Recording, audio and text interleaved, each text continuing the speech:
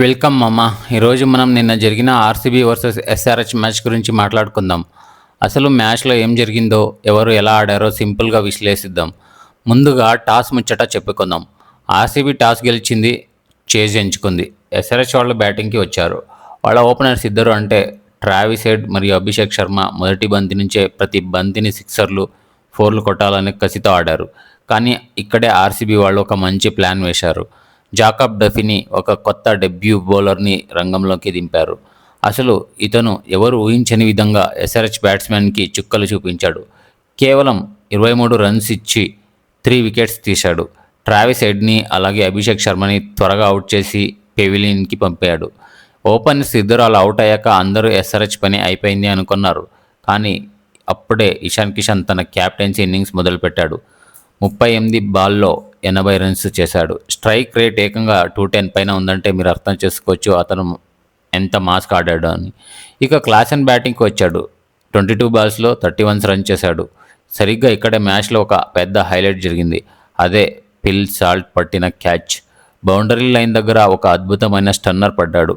అయితే ఆ క్యాచ్ పట్టినప్పుడు బౌండరీ లైన్కి తగిలిందా లేదా అనేది చాలామందికి డౌట్ వచ్చింది. కానీ ఇక్కడే మనం కొంచెం కూల్గా ఆలోచించాలి. థర్డ్ అంపైర్కి ఉన్న కెమెరా యాంగిల్స్ ప్రకారం చూస్తే ఆ బౌండరీ రోప్ ఎక్కడ కదలలేదు.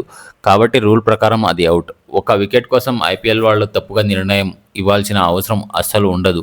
మన ఎమోషన్స్ ఎలా ఉన్నా ఎవిడెన్స్ ప్రకారం ఎంపైర్ నిర్ణయం కరెక్టే.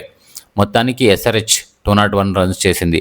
పవర్ ప్లేలో ఓపెనర్స్ ఫెయిల్ అయినా కూడా ఇంత స్కోర్ వచ్చిందంటే వాళ్ళ బ్యాటింగ్ డెప్త్ ఎంత స్ట్రాంగ్గా ఉందో మనకి క్లియర్గా అర్థమవుతుంది.